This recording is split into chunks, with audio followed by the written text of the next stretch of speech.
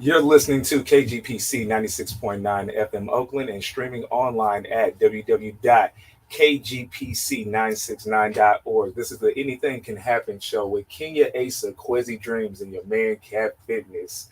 Oh man, we got the city in the building today, y'all. Man, a local legend, Global legend. global legend. Yes. Ooh. Oh, stop. We're gonna manifest it. Oh, that's right. I heard that. I like that. Miss Kenya, can you tell our viewers a little bit about who we have in the studio today? I sure can. Thank you, people. Please welcome our guest today. He is Gunna Goes Global. I'm so glad I said that slowly. Gunna Goes You can't Global. say that fast 3 times. I huh? cannot, and I will not try. Okay. And he goes by Gunna, and their mission is to consistently participate in dismantling systemic racism by creating art and media intended to be consumed by the masses.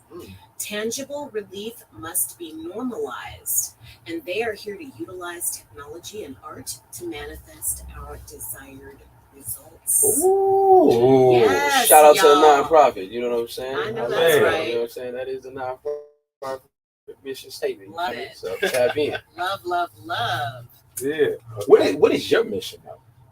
As just a human being, what are you doing out in the world? Because I see what you're doing and I love it, but I want to get it from your perspective. I'm here to lead the world in a better place than what it was when I was born. You know what I'm saying? Yeah. So ultimately, help humanity. Of course, my priority is unapologetically black. You feel me? But I feel like through helping my people, it'll help others because it is a universal. It's a universal belief, and I know when we're doing good as the foundation, we're the foundation of the country, we're the foundation of the world. Everybody else is inadvertently going to benefit from it because we are a beautiful people. Absolutely. And what does a better place look like? Just specifically speaking, if there were, I know you mentioned or we heard dismantle systemic racism. Well, first, can you break that down just for our listening audience who might not know systemic racism? What is that? What does that mean? So it's a system where by default you've got Jamal, you've got John, you've got Jose, you've got Jen. Jamal's going to always come up on the short end of the stick. It's a system where Wait, why Jamal? Jamal because of the color of his skin.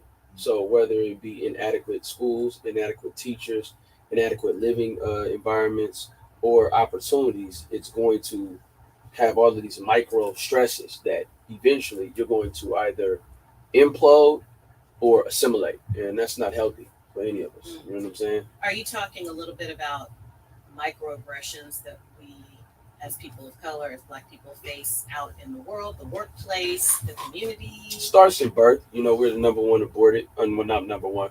We're high. A lot of us are aborted.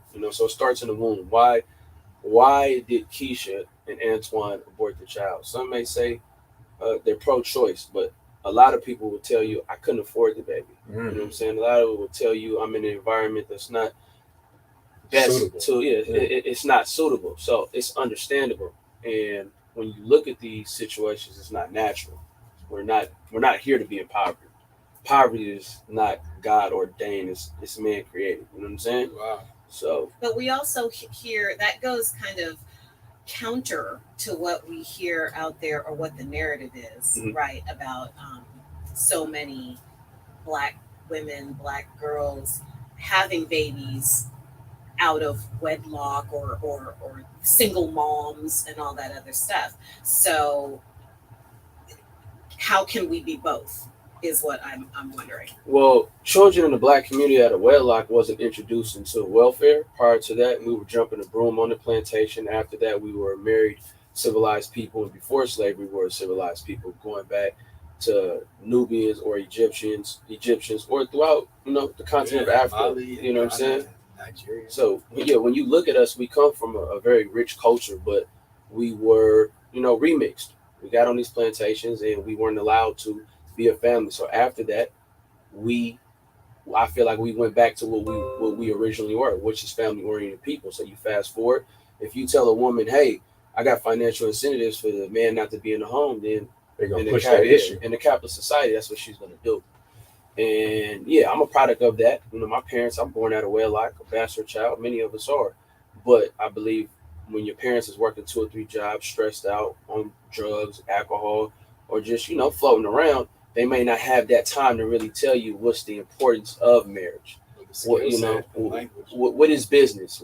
Should we be here just for love? Are you watching a movie and then looking at a Western version of love where, I gotta love you at all times? And no, that's not real. So I feel like to bring it full circle to what you were talking about with with us being aborted and the women having children out of wedlock, information. Let this sister know, hey, you don't have sex. We understand that, but we can't protect you. You can't protect yourself. We can't take preventative steps to keep her from going through that ordeal. Whether you know what I mean, whether it's by choice, she has a choice, but I'm pretty sure she would rather say, hey, I used the condom to prevent that as opposed to going through that. And same with the brothers, letting them know, like normalizing using condoms. We know you're sexually active. Let's make it cool to use condoms. You know what I'm saying? Right. Well, how is it uncool though? Because we know that the information is I out was there. raw dogging. Oh Uncool? Lord, no, you did not. But Man. we know that the information is out there. People for not okay. So I'm not going to say all people because not all people know how to access birth control. Yeah. However, here in our kind of westernized and modern society, most people have some idea. Most people of sex having age have some idea of how to prevent conception. And so what do we say to that? Because I hear exactly what you're saying. There's so much history behind where we are now. I read a book, or I tried to read a book, you guys, I think it's called Stolen Women, but it was so painful to read. I could not finish it. And it talked a lot about women who were enslaved Africans and losing their children, having their children sold off into slavery, some situations where they were sold off and then later on they were married to their own mom because that baby had been sold off at a young age. So I do agree that there is a long history where there's issues when it comes to us and our children, us and our babies. But how now are we in a situation where people seem to not access contraception? You have to normalize it and popularize it the same way you do alcohol, cigarettes, clothing. And you may be conscious to it, but you have to go to middle America. You've got to go to, I feel like, impoverished America and just have conversations with people having sex between the ages of 13 and 24, which is the age that you're most likely, to endure that. And you'll see that in 9th grade, they're mentioning condoms, they're mentioning it, but it's not a campaign letting you know, like, your body, you're going to reproduce if you have sex. They're not. They're using all the fancy words, but nobody's telling this girl it takes you one time, a drop of sperm to enter your body, and you get pregnant. Right. Or Or even talking about that there's only 5 days a month where you can actually become pregnant. Ovulation. They're not talking about that. Wait, I did not learn about ovulation until I was a grown woman, which is ridiculous. So that was the first form of birth control back in the day that they mastered. And so I was looking at dismantling these systems. How does the system benefit from poverty and the creation of, what you call bastard children and lack of sexual education, welfare? Like, how does the system benefit? So from a capitalist standpoint, it's actually extremely ignorant, but from a hateful standpoint, it makes all the sense. You wanna keep people dehumanized, debased, and beneath you. But so in order for the United States of America to actually be in what it says, people need to be free-minded and people need to work together collectively. A lot what Dr. King was talking about when he said integration, he didn't mean physical or he didn't mean the look of integration. He was talking about integration of minds, taking the best of the best and saying, hey, John, Jen, these are stereotypical names, Jose, Jamal, get together and create a spaceship. Get together and solve poverty. Get together and do these things. Right now, America is still in this infancy stage because many of the black minds, are being minimized or being female excluded minds, or maternal minds. ostracized. So, yeah. So something that really stands out to me is like it's like you got the POC approach, right? You're the voice of the streets, but you're an educated voice of the streets. Like, how did you get to this point in your life? Like, what were some of the influence that really gave you this structure? Got to give credit to the Most High, of course. My grandmother was used as a vessel, bless her soul, and my parents. So I grew up in my parents are college educated. I don't come from ignorance. I don't come from mental poverty. I actually come from a rich household where we taught that we kings, queens, and gods. Mm. And literature was handed to me, which is why I'm not athletic. So I grew up. I seen you do a flip on. Was it a flip or something on IG? You saw me working out. I exercise. You know what I'm saying? I That's exercise. Yeah, I'm athletic. not athletic. I'm I can hit a I flip whenever I exercise, want to. Right. I don't play basketball, football, all the sports that my partners could play. I wasn't involved in that. So I have to credit my grandmother, my parents, and them just consistently exposing me to literature and art and history. Of course, those three things early on in the house. We lived in environments that are still impoverished, but what kind of literature? Like, what would you recommend for somebody who wants to get where you are? well, I'm gonna be honest. To get to where I'm at, you're gonna have to have a strong spiritual foundation. The literature is, I would say, like dessert, but you gotta become in tune with the Most High. I would say the Miseducation The Negro. of Negro, or Carter G. Woodson, Malcolm X, autobiography, of course, by Malcolm X, Roots by Alex Haley. Wow. These are things that I read in elementary. You know what I'm saying? So Wow. early on, Elementary. That's Me hot. too. I Jesus. read Roots when I was 11, I think. yeah. So Wow. you're gonna have to. I think it's a book my father gave me called "Think and Grow Rich: A Black Choice." That's the first book that I ever read. I was Wow. like 6, and then there's a book called "The Black Holocaust," and my father gave me that book too. That's I probably was like reading, 7 or man. 8. Yeah, so I've never been like a kid, hee hee ha ha playing. I never was like that. I was always like super. So you was always an old I gotta spirit. be a kid, Always. too. Yeah. Grew up listening to Mahalia Jackson and you know what I'm Oh, saying, my Sam goodness. Cooke and you know what I mean, Billie Holiday. So I've never Okay. really been. Okay. So how does that influence your artistry? That's what separates me from my peers right now. I'm able to go from one end of the spectrum to the other. Oftentimes artists are in one genre. I'm able to go in and out. And I also grew up listening to Tupac, so Tupac was well versed too in the music. Yeah, And I use the music as a vessel. extremely. And who would you say are your idols, your inspirations today, just from a musical perspective? I'm gonna go with Tupac. Wow. He's the biggest influence Still. early on. Yeah, for sure. Because Tupac is probably like 100 years ahead of his time. Yeah. And his Top 5 dead tutelage, or alive. for sure. And his tutelage is a common like it. His music was one thing, but when you look at his interviews and the messages in his music, you can hear the Nation of Islam. You can hear the Black Panther Party. You can hear Marcus Garvey. You can hear our ancestors. So he was a vessel. But he had to get the ear of the people talking what he was talking too. That's true. You know what I'm saying? The thug life and everything. He got the ear. So when he had those opportunities to do those interviews, people were already listening. It was like they was more open to that message. For sure. Yeah. And something that you said, I think it was off air just a couple minutes ago, like what you put into your body. Mhm. You know what I'm saying?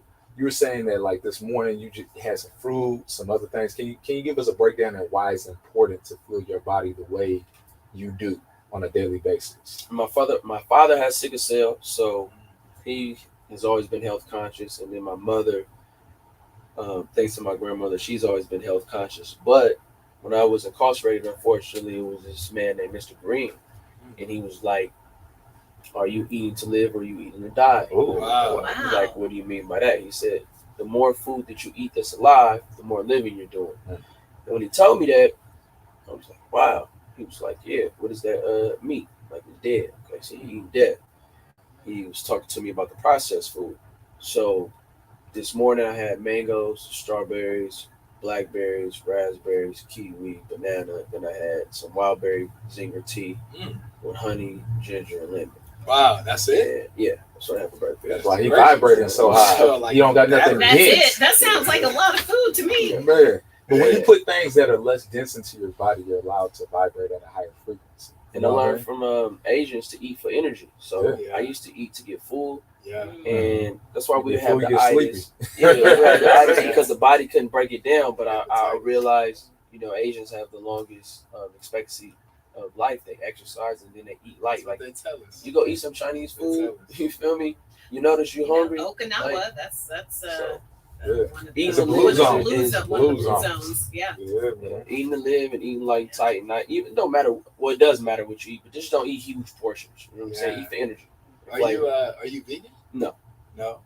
Like, But, pescatarian, you have any dietary restrictions? I don't eat pork. I'm by choice. I've been eating beef probably like the last month. I've eaten more beef than I eaten in like the last 10 years. But Okay. I try not to eat anything that's too heavy on my digestive system. Yeah. And what would you recommend to somebody who wants to make that transition? Like, of course, we know food deserts, impoverished neighborhoods, they don't always have the most choices and options. Like, were you always exposed to that from a young age? Or did Always. you make that transition? My mother, always. So Wow. growing up, there was no soda in the house. My mother never took me to eat fast food.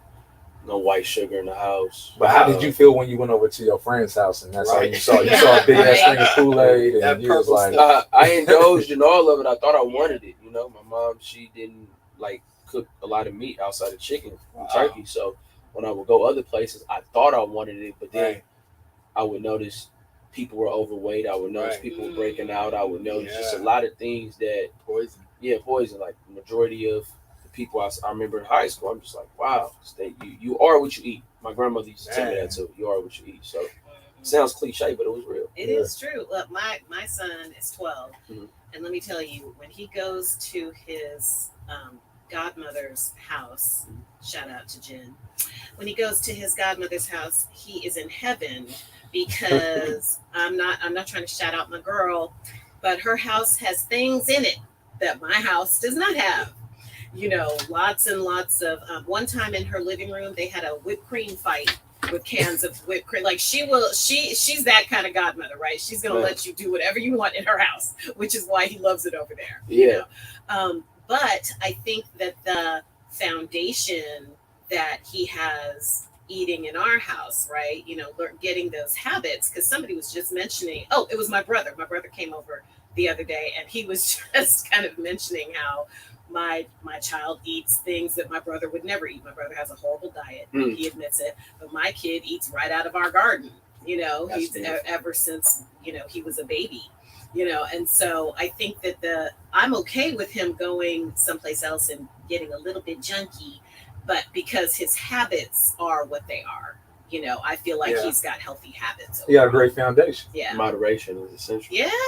It's essential. Yeah. And so talk to us a little bit about your nonprofit. Like, what's the name of the nonprofit? The ECN Foundation was a nonprofit that was founded. The ECN? ECN Foundation. Like ECN? Or? Yeah, ECN. Oh, Just like that. So it's a Garifuna name. yeah. Oh, but come on, brother. You talk Sure. Klingon to Okay. people. Tell the people, explain to the people. So Garifuna people are ethnic people in Honduras. They took over a slave ship that landed in Belize back in the day. I believe like the 1600s, if I'm not mistaken. And they set up shop in Belize and Honduras. And when you go throughout the coast, you'll see a whole bunch of black people there who still have the language, still have the customs, the food, the music, and everything else. So my father is a Garifuna man. Wow. And the name ECN comes from a phrase, ECA Dibulu, which means likable. Okay. So- Okay. You just gave me a little history Man, lesson he breaking of stuff which down. I have never heard before. I admit that. That's powerful. Shine So is do you do a lot of OT, traveling? OT Genesis, he's Garifuna too. It's a bunch of Garifuna people. OT. Yeah, That a explains whole a lot. bunch. Good. Yeah. Traveling, we traveled prior to COVID. We went to France, we went to the UK, we went to the Netherlands, and then we went to Switzerland Yeah. with the last black man in San Francisco. The reason I ask because so many people from our community, Mhm. they grew up and they only know that city for the most part. Mhm. Yeah. I know people in Richmond that's never left been to the city, San Francisco. Facts. You know what I'm saying? Wow. That's a foreign land to Wow. us. I mean, hop on You know, board, people. Hop on hey, board. Just hey. hop on board. And it's like you think your world is whatever square blocks that you live in. Yeah. And when you get exposed to the world, you see so many more things. Like, how has that been a huge impact, traveling and just being well versed and seeing other cultures? How has that impacted your life? First time I got on a plane to leave the country, I was 7. So it's pretty much Oh what my I've been goodness, doing. brother. It's pretty much what I've been doing all my life. Like I said, my father, him being an immigrant, has instilled certain, I would say, entrepreneurial values in me. Yeah, Because I see my cousins play soccer naked and be happy. You know what I'm saying? I've been in towns where electricity doesn't exist, so we have to deliver ice. Yeah. And everybody's cool, everybody's chill. Yeah. So I don't complain. I make the most of whatever situation I'm in, because being exposed to that early on let me know that we have issues here, but a lot of us would be doing better if we saw poverty abroad. Yeah. And that's why a lot of people, when they come to America, they're like, man, like I got so much more opportunity here than I had back home. Yeah. And they want to go get it. You know what I'm Definitely. saying? They don't make no excuses, where we're here and we don't even know all the blessings that are surrounding us and how to take advantage of those things sometimes. It's also different though. So my father, he has an accent. He's darker than me, but he's treated differently. So when people migrate here, they migrate with a purpose. They migrate with a home country. So if you do something to them, you can always they can always call a diplomat. The thing about us born here is we are mistreated, and where are we going to go? Right. And then they play a game of, we're going to help the Jamaicans, the Haitians, the Garifunas, the Cubans, and then make it seem as if the black people are just complaining and lazy, when it's a whole different mindset. Yeah. When you're born in a place that is blinding you, and then you come to a place that you're looking from abroad, it's a whole different vibration, which is why also when you look at the United States, and that's why I do my best not to super highlight the other side, because then they minimize the blackness. Like when you look at a President Barack Obama, he is a black man. His father's from Kenya though. Right. And then his mother's a white woman. So that's a difference. Same with the vice president. You're talking about people who are raised by their non-black side. Yeah. So they're skin folk, but oftentimes their ideology, they can't really relate to the black experience. Yeah. So I just want to be clear about that too. You know what I'm saying? It's like my father. I love him. He loves me. It's certain things he just don't understand, because he didn't have to. He navigated.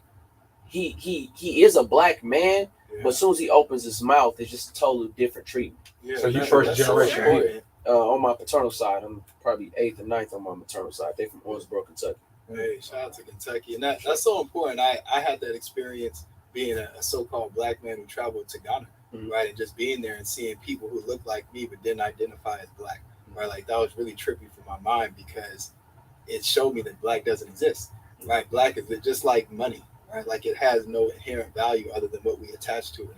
Like you were saying, in this country, we attach really negative things to blackness, and if we don't see something else, then we think that's all there is. Right? So that's powerful. And so you identify as I'm a black man. A black man from a black woman.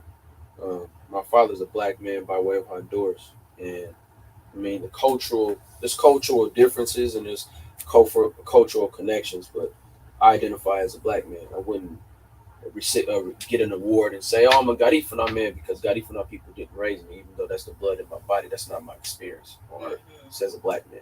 Have you been there? Yeah, been to Honduras about 4 or 5 times. Jeez Louise.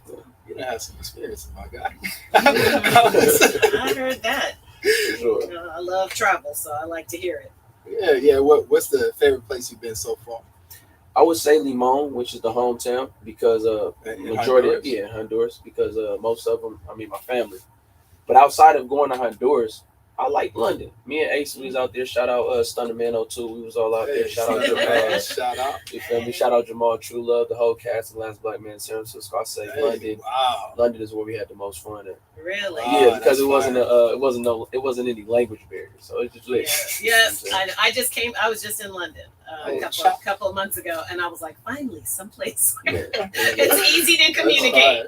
The goal is to get to Nigeria soon. Nigeria, Ghana, in Liberia. Yes, Oh, you Ghana. gotta go to Ghana. Yes, Really Ghana. soon. Gotta go to Ghana. Me and Kwesi are lovers, Oh, yeah. lovers of the Ghana. Yes. Sure. And what, like, I know a lot of people here, we believe that, especially about Africa, like, oh, they don't want no black people in Africa. That's the first thing. Mhm. True. But in terms of your experience as a black man in other countries, has it been better or worse or just neutral? In London, it was cool. We saw law enforcement. We didn't have a problem, anything like that. We noticed that they were just walking.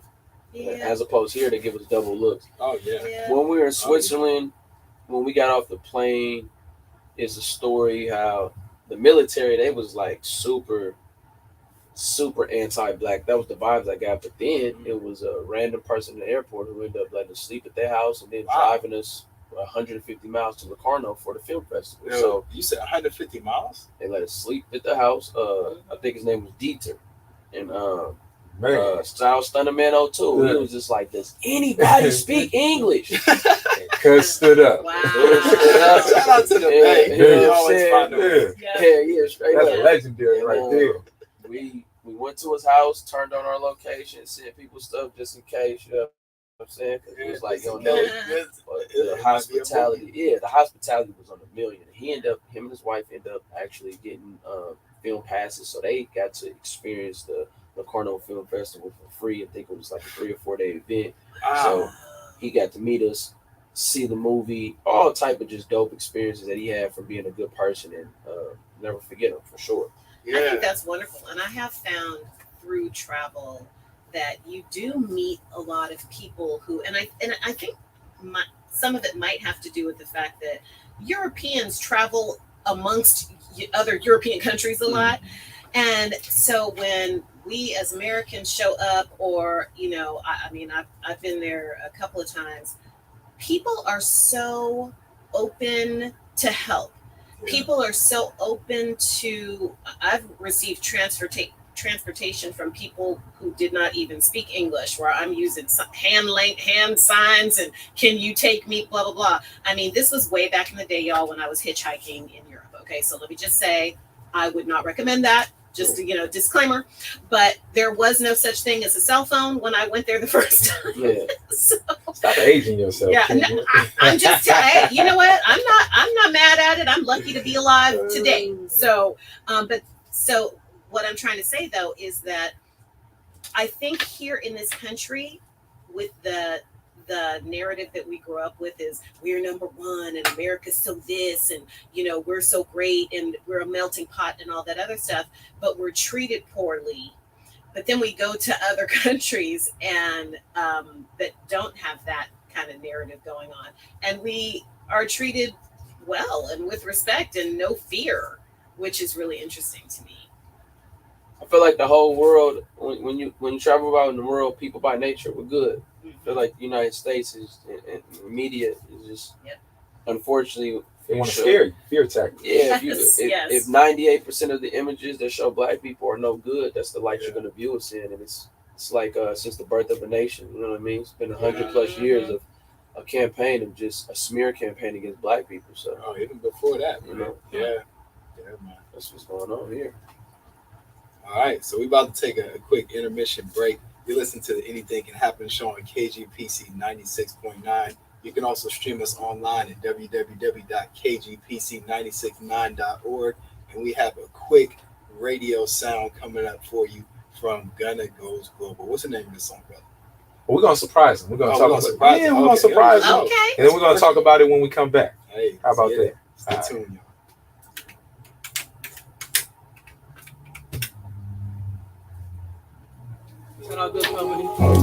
Everything's super political today, huh? I said everything's super political. It don't have to be. What you want to talk about second? Oh, no, it's cool. You're right. First political words I talk It's cool. By far the first and the best. Not the versatility is dope because usually the conversations, they're pretty light. Not about that. Let's just focus on last night. Let's talk about the fight he had in grade school. In fact, let's talk about everything that ain't cool.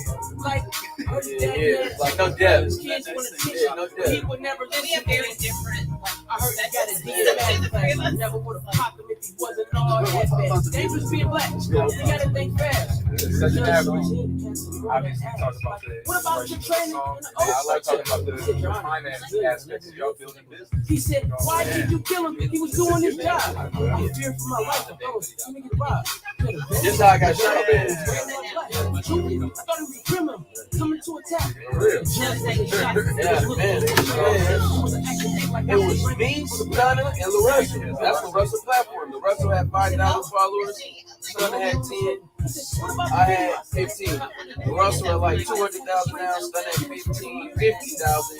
I'm at 20, but I say all that to say, yeah, all three of us had a similar plan. But I got shut up in and they didn't. So that shit just, yeah, like, that's the business side of it. Right. The business side is like, damn, speaking up. You know, I'm not gonna say the powers that be. It's just these platforms. Yeah, they keep doing this, man.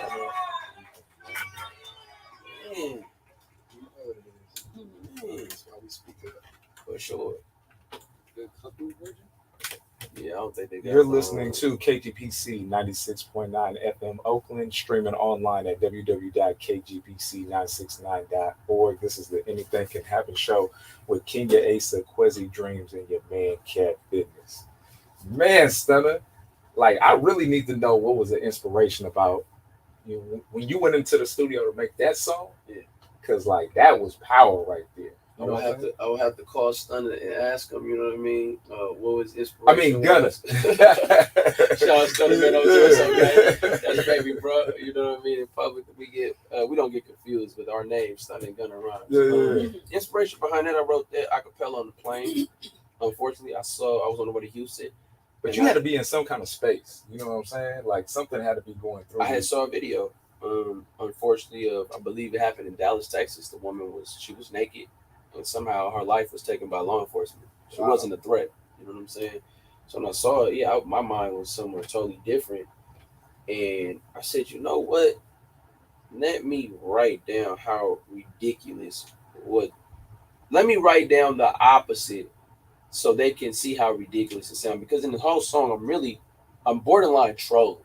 Yeah. You know what I'm saying? When you listen to it, I'm saying, you dressed in all black. I thought you were a criminal coming to attack, so I opened fire on you. You know what I'm saying? The whole thing is just making all these ridiculous excuses for why I shot you. And it does sound stupid because it is stupid. It's the same thing that's going on with police brutality. When you're trained, sworn, and paid to protect, it's no room for error. Like, we're talking about lives. All of this. If you got stress, take off that day. Take off that week. Take off that month. Or go get another profession. You're not going to be able to kill people and then say, oh, I'm human. Either you're going to do your job or you're not. And if you're not, you should be held accountable. So, unless that is their job. Unless that is their job. Yeah. And that's another thing. Instead of you're lying, making it seem like you're doing it on purpose. Shoot first and ask questions. When you're black, when you're black, come guns blazing. So let's talk about the music real quick. I mean, obviously you're a very good artist. What was the name of that track? That was called Blue Klux Klan. Blue Klux Klan. Yeah, for sure. That's crazy. Yeah. It's very fair. You're a very good artist, right? You're a well-known artist. So how do you find that balance? Because that's not necessarily something people would play in the club, maybe not even in the car, right? But a very good song. But how do you create that balance as an artist to still attract an audience who may not be necessarily political? I have my story is still being written, and right now it's a lot of people who support me privately but not publicly.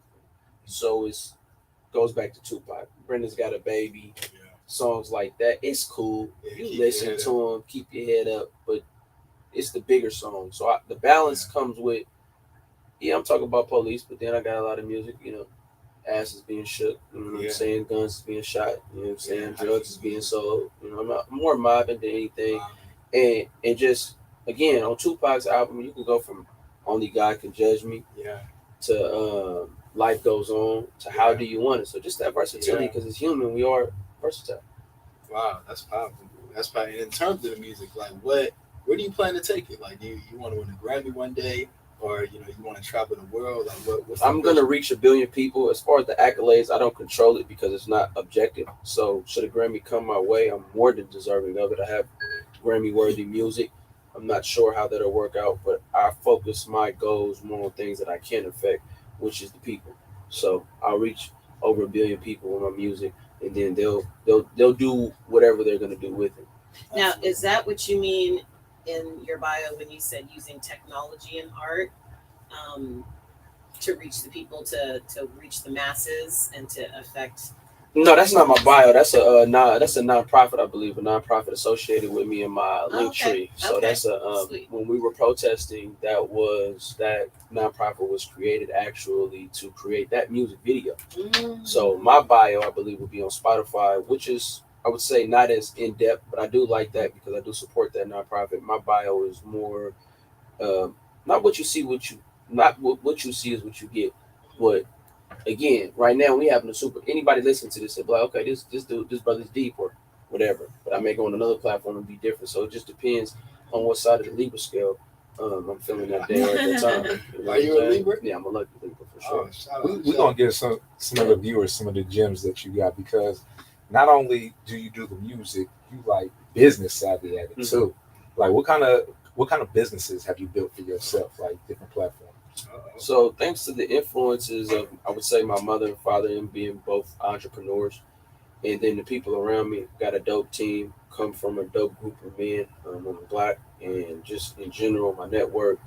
I was inspired to start a clothing line actually when I was incarcerated, and through that clothing line, one of our first collections has actually been the Bay Hoodie, and I was able to come up with an idea when I was sitting down, and then I was able to tap in with my man's Ace, who's in the studio with me right now. Shout out Ace. Big shout out to Ace. Yeah. I was like, AKA Cootie. had a dope idea, and I went, sat in his room, and then he was able to digitize it, add his sauce, and then here we are. So right now I have a hoodie on. It's called the Bay Hoodie. Comes in 9 different variations. What, like And colors? 9 different colors. I believe like 6 or 7 different sizes. Wow. And so far so good. It's been extremely successful. Shout out to Nice. JT. I just pulled it up online, and Okay. I'm already picking out which one I want Okay. because they're really, really cute. I appreciate Where- it. where And we can people will be get it? restocking. Thebayhoodie.com is where you can get them. Will be fully restocked. I believe 10 business days from now. Nice. Got to go to LA to finish picking everything up. And that just came from the original. I was sitting down. It's a song that me and Stunner Man 02 have on a project called Fillmore. It's called In the Bay. I was sitting there and I said, I need a song that's going to live longer than me. Like when I think of To Live and Die in LA, when I think of that Uptown Anthem, when I think of Welcome to Atlanta, when I think of New Oakland, like Mr. Fab is going to be able to perform New Oakland as long as Forever. Oakland exists. You know what I'm saying? So I'm just sitting there and I was thinking about the clothing. I was like, how did Jay-Z get his first like 100 million? Okay, and Dame Dash. I'm like, okay, Rockaware. Then I started thinking about Nipsey Hussle. Unfortunately, rest in peace to him. He got the Marathon Continues, and then of course Mr. Fab got Dope Air, and I was just like, you know what? I need something that's going to be bigger than just my likeness. So I was like, okay. I thought of Mac Dre. I thought of E40. I thought about the biggest artists that come up out of the Bay, MC Hammer. And I was like, man, they not focused just on a city. They focused on a region. Right. Because it's like 100. It's like 1 million in the city, but 7.5 million in the whole Bay. Wow. And I said, okay, the Bay. I wrote it down, came up with the concept. Like I said, went to Ace, and then Nobody had trademarked that? no, Unbelievable. because the trademark. Well, let me take that back. You've got specific things that say the Bay, so it'll be like Latino Bay or Black Bay. It'll be like really Bay Area. The Bay is not a term that people use on paper. Bay Area, so like San Francisco Bay Area. Bay Area. The Bay is like saying the town. So it's just the like city. some people say, not necessarily that they use. And then with clothing, you can trademark stuff, but that's not going to stop other people from using it because they can take a different font and really, you know what I'm saying? Make it the Bay. Yeah. So Interesting. But you have the Bay, like the official. Like the you got Bay. you. I got the likeness of it protected and stuff like that to make sure. And we're gonna continue to mod with it. And we also have a juice. It's a juice called Phenomenal Juice that was created during See, brothers is making like wine, they doing alcohol, you doing juice. That's, you know what I'm saying? Like, there's nothing wrong with wine. no. I'm not saying it is, but it's an energy that you putting out there. It's a green drink. You know what I'm saying? It's a green drink, and I definitely, when we get our next batch, I'll come in here and make sure that y'all get them. It's a green drink. But what inspired you to do juice instead of something else? Because you know, like they had the hypey, the energy drink. You know what I'm saying? Like stuff like that. My children Real during juice. quarantine, when COVID first hit, I felt like they wasn't getting the vitamins and minerals and the stuff that they needed. And then I just looked and I was like, all right, these are the things that they need to be consuming. And of course, if I was to give it to them raw, or even anybody in here, most of them would be like, nah, it's not too favorable on the palate. So I went and I added my sauce to it. And of course, it's green. So people, for whatever reason, when it comes to green drinks, people associate it with just like spinach and stuff. But they was like, Right. nah. Gave it to them. You know how you do the little taste. And then they drank it all. When they drank it all, I made another batch to say maybe they just doing that to toot my horn. Then they start requesting. They throwing it back. They start requesting it. Gunner, when you gonna bring some of that juice That's out? what I'm talking about. So I ended up telling my partners, and you know, everybody was kind of like, all right, man, whatever. Then we did it. We ended up doing on 4 or 5 day. I'm not sure if it was 2020 or 2021. We brought I think like 75 bottles, and I charged $10 a bottle, and it was a money back guarantee. So if you were to taste it, I would, and didn't like it, I would give you a money back right there. Nice. And nobody got a refund. Wow. You know what I'm saying? Everybody, and it's on camera. You see the initial reaction. It goes from a taste, them drinking it up. I would say out of 75, knew like 25, so the other 50 were complete strangers. Yeah. Okay. And random question, but the eye patch, is that like a slick Rick eye patch? Is it like Nelly Band-Aid, or is there like a story? So me coming from the streets, my name is E Gunner. Before it was Gunner Goes Global, it was Gunner, and then it was E Gunner. So I believe it was in the 2000s. I was in a van, and the van got shot up. And when the van got shot up, I got shot in my head. Wow. And then the bullet came out of my nose. So I still have my eye, but my protective layer lens is removed. So once you remove the protective layer lens, it basically feels like light is right next to your eye. So it would just keep water. So the doctor was like, glasses or eye patch. And I was like, okay, sometimes I wear glasses, sometimes I wear patch. But that's cool. It's, for your image. It's more like it's an extension of just the reality of being in the streets. You know what I mean? You're gonna get shot. You might get killed. You might have to shoot some people. You might have to, you know what I'm saying? You go to jail. All these type of things come with the lifestyle. So I don't mind the question at all, because it opens up dialogue to just letting these dudes know, like, you have to be prepared for what comes with it.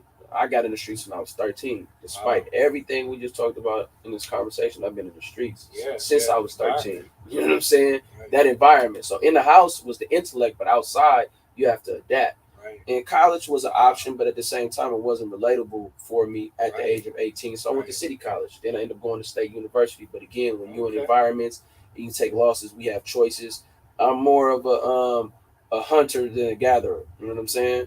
So that's just what it was. And a lot of my friends tattooed on me. They got shot in the head too, but they died. So I don't feel no type of way about it. Yeah, that's how I feel. So brothers out there, you know, I don't care what you look like. If you're out there in the streets, you gotta understand that the majority of us are not going to be success stories. So the best thing to do is just to take a hard look in the mirror and ask yourself what you want. And don't use me as an example to say, oh, if he did it, I can. No, the majority of you are going to get killed or be locked up. For sure. So do you want to live long? Do you want to be healthy? Do you want a family? Do you want to be happy? All these type of things. Even if you're rapping, I know they want to tell you to be real. And not, man, listen, bro. The world going to keep spinning no matter how real you is. You understand what I'm saying? If you got talent, if you got somebody who lived the life, take their likeness, put it on record, and when you get in these interviews, let people know, man, I am an artist and I'm rapping somebody else's life and the things that I viewed, and monetize it the same way Hollywood can monetize our struggle and our are pitfalls. But Monetize it. I was about to say, but you have those people that are rapping other people's lives, but since they get so deep in it, they try to simulate that. You know what I'm saying? Like, Unfortunately, they get in too deep, and it's just like acting. When you look at the brother from Batman, you know what I mean, Dark Knight. Sometimes you just get too deep into these roles, and like when it come to music, especially gangster rap, you know you faking. After you make that track, inhale, exhale, and remember, man, when you're on stage and when you're in that booth, it's different from reality. And you're gonna prosper. There's so many artists out there right now who are living productive lives because they're being true to self. Let people know I'm an artist. Don't get caught up in your ego. I got to be the hardest. I got to be the sickest. I got to be that, because when you look at the long list, you put a target on your back at that point. Unless you're with it, Yeah. you know what I'm saying? And some of us, that's like I said, some of us that's with it, but you may not get an eye patch. You may get a face on obituary. So you feel what I'm saying? Like, you may not be the life sentence. You may be in there fighting for appeal. So I'm just giving you both ends of the spectrum. The streets is not just the women, the bottles, the jury. You know what I mean? It's a whole nother side of that. You know what I'm saying? And it's fucked up. Yeah. And speaking, I like what you said about monetizing, right? And that's a really important point, because I know one thing that attracts a lot of, especially young black men, to the streets is just a lack of resources, a lack of opportunities, right? So it's like, I can get money and I can get fast money in the streets, right? So we see the appeal, but looking at you as a former hustler turned entrepreneur, business owner, like artist, right? Like, you monetize your skill sets and expand it. So how have, just from a financial perspective, like, how did you get the money to even get started with pursuing your dreams? So the first half, I come from selling dope when I was young, and I stopped selling dope when I got arrested at 18. After that, like cold turkey. I got arrested. I was like, I don't want to sell dope no more. And when I was released, I also had a summer job when I was 14. So let me be clear. I started off working and selling dope at 13. It was a legal job. Multiple streams of income back then. You know what I'm saying? Then I was in college. When I was on the block, I was in college. Wow. I was working security. You know what I'm saying? That's it. That is literally. So doing all of this stuff, I was actually in school. Fast forward, when I was released, I was fortunate enough to be involved in music early on. So if you own your music, which I did back then, we were out the trunk, and then we had CD Baby. I was blessed enough to be able to get royalties and residuals and stuff on my music. I was blessed to get paid to perform. Yeah, so I was able to be financially compensated. In my likeness, I was able to monetize it through being in a movie. My likeness, I was able to monetize it through music, through endorsements and things like that. So my father is an entrepreneur. I learned how to manage money early on. And when it came time for me to start my business, I started off with 50 hoodies. I'm not gonna lie, I didn't start off with 50,000. I started off with your 50. I paid for 50 hoodies. And what I did, it was all outsourced. The hoodies were outsourced, the Chanel patch, everything came from different places. It was put together, and then it was presented. When it was presented, people enjoyed it. After that, I went from 50 to 500, 500 to 1,000, and that's what we're doing. Yeah, that's what's going on. But prior to that, also it's been a struggle. I ain't been rich. I've had children that have to be taken care of. You know what I'm saying? A household that has to be taken care of, and I've been broke. So let's be transparent about that. There's been times where I'm down to my last $3 figuring it out, and I get a deposit from a distribution company. Literally, I'm in the car like, damn, bro, I'm ready to go, man, for real about this. And then next thing you know, I check my account, and it'll be $1,300, $1,700, $600, something like that. It ain't a lot of money, but it's enough for me to be able to do what needs to be done. And stay out the way. Legitimately, for sure. And that's where my faith and my spirituality kicks in, because the devil will tempt you. A lot of the things that we do before we blow up, we're tempted, and it's like, damn, bro, I'm finna hit this lick. Damn, bro, I'm finna start pimping. Every vice you can think of when it comes, every temptation you can think of in the street comes at you really right before you take it there. And then that's why you got all these coulda, shoulda, woulda stories. Poverty adversity is a part of the transition towards success. Sure is. Part of the journey. Yeah. Part of the journey. Unless you're an inheritance baby or something. But for the most part, Mhm. like, I don't care if you migrate here. Oh, I slept in the car. I slept on such and such couch. I ate top ramen noodles. Like, when you bypass that, for some reason, it seems like your blessings get blocked. Like, you don't meet too many people who are new millionaires or new 100,000aires that don't have them stories. So with me, it was mental. It's like, damn, man, because your pride, you don't want to ask nobody for something. Us as men, we don't want to ask nobody for help. So these blessings came, and the opportunity came for entrepreneurship, and I haven't looked back, and I'm not looking back. I'm very proud of where we at, where we going, and I look forward to the things that I'm gonna share with the world, and the lives that's gonna affect from a business standpoint. Absolutely. Absolutely. And what would you say in terms of street knowledge that helped you transition? Like, what did you take from the streets that allowed you to be successful in these other areas? It's lack of fear. Any room that I step in, I'm gonna dominate. When I step into these corporate situations, when I step into these board meetings, when I talk to people or whatever, their worst fears are my reality. So that's an advantage. You know what I'm saying? Everything that they're afraid of, I've already been through. I'm not afraid to be locked up. I'm not afraid of somebody hurting me physically. I've been shot in my head. You know what I'm saying? I'm not afraid of poverty. I know what it's like to have real food stamps. I know it's like my mom sent me to the store, so you can't shame me. Yeah. Most people, it's like money. You can't shame me. I know what it's like to wear hand-me-downs. All of these things, from poverty to the streets, make it to where I step in these spaces, I'm just fearless. The worst thing you could tell me is no, and I'm still gonna find a way. Right. So right. You getting some love from our listening audience. Tammy Reyes listening to us live on Tammy! Show. Okay. She's showing you some love. She like Big what you got to blessings. say. But believe it or not, we are coming to a close, Gunner. We are coming to a close. So we would like to know from you just any last words. I mean, of course, when you get your socials where people can find you, like when your next show is coming up. But just last word you want to leave with the people, because I know people are going to tune and be really inspired by what you had to say. Just how would you summarize it? Summarize the interview or summarize myself or what? I didn't understand. Summarize Summarize yourself. Summarize your journey. Yeah, man. Because you continuing to grow. I would say it's a process. Anybody who goes back and looks at this a few months from now, a few years from now, it's a process. Be transparent, take full accountability for who you are. Don't play the blame game, and understand once you take control of who you are, your destiny will be in your own hands. You feel what I'm saying? So I would say manifestation is real. To my prayer warriors out there, prayer without action is insanity. So I definitely need my people out there listening that pray. God's not finna appear like God uses people and things as vessels. So you may be waiting for reincarnation, but the blessing is already here. You know, it's so funny. I was just telling somebody that, right? Yeah. Somebody, it was like, man, I feel like I got to go do X, Y, and Z, right? And I was like, then why don't you do it? Right. Sure. Because that's where we drop the ball. Like God, the spirit, however you want to identify that energy, tells us something.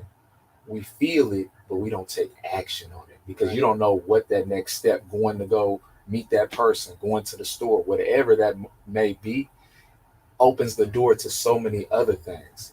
And then we just brush it off to the side. Like, never mind, Go out there and do it. Put one foot in front of the other, no matter what it is. If it's not successful, you'll still learn from it. And I believe they talk about Albert Einstein. Like they talk about the success, and he says, "But do you know how many times I got it wrong?" Same with Jordan. You talk about all the shots I made, but look at all the ones I missed. Yeah. So just keep going. Don't compare your situation, your struggle to nobody else's, because it will deter you. When you're looking at social media, find people that inspire you to be great, not people that you look at and will fix yourself. Whenever you see somebody doing good, attach yourself to that. When they doing bad, disconnect from it, because that's what a lot of our European counterparts do. When you look at the media, everything positive is that white people do, they attribute it to them. Everything negative, you're alone wolf. Yeah. And then with us, everything positive that we do in the media, it's just one person. And everything negative, all 44 million of it. So just take that opposite approach. Look at your history, look at your ancestors, and that's what I lean heavy on too. I am a product of my ancestors. No matter what's going on with me, I'm able to go to the Middle Passage. I'm able to go to the plantations. I'm able to go to Jim Crow, look at our worst circumstances and say, if they survived that, if they survived, I can thrive. You know what I'm saying? Right. And that's how I'm out. You know what I'm saying? So it's over. Goodness gracious. Okay, give us the socials. Gunna goes global on everything.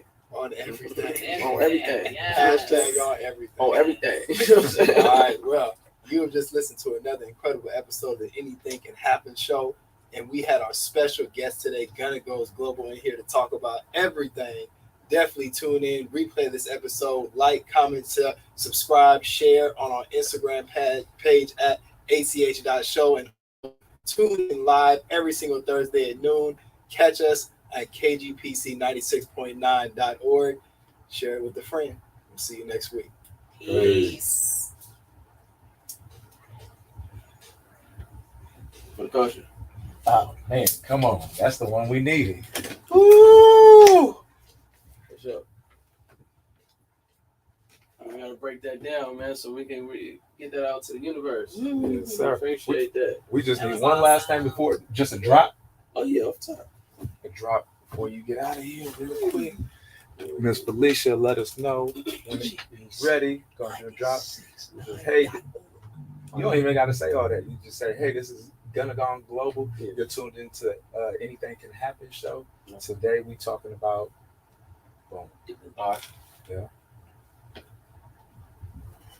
It's Gunna Goes Global. You're locked in with the Anything Can Happen show. And today we talking about anything and everything. Oh, Yeah. you got it? Man, Yeah. one take, Jake. One take. One take. Man, we get this picture and we good. Let's Yeah. out.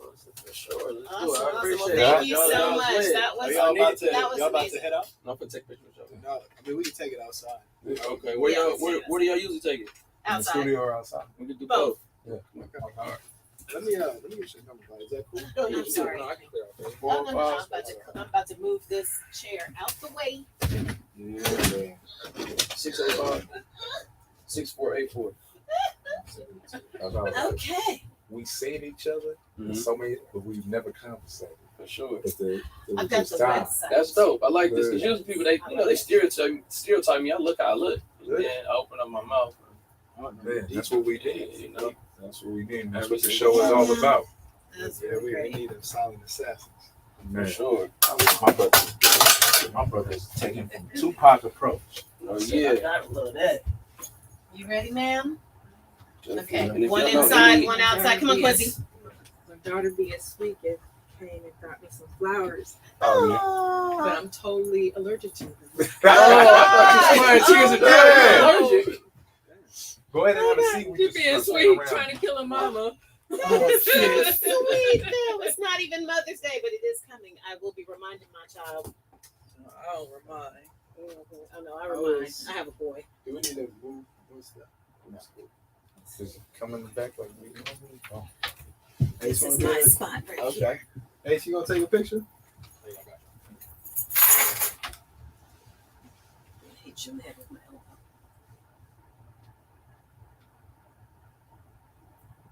Can you switch up?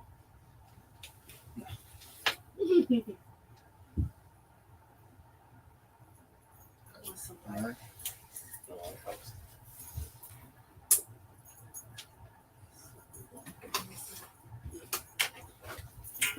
Yeah. No.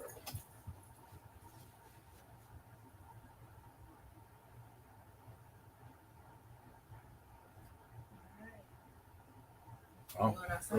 Yeah. Real quick. Side.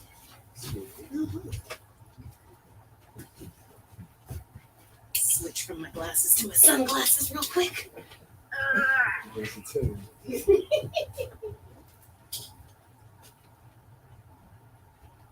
Y'all headed right back to the city?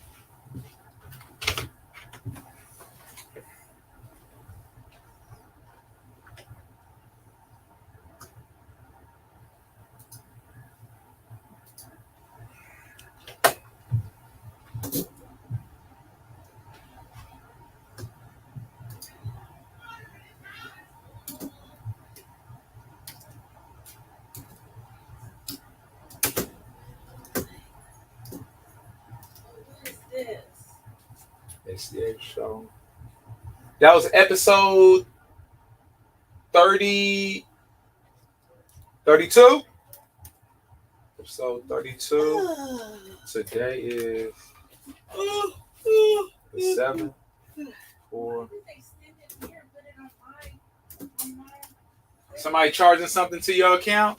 I don't know.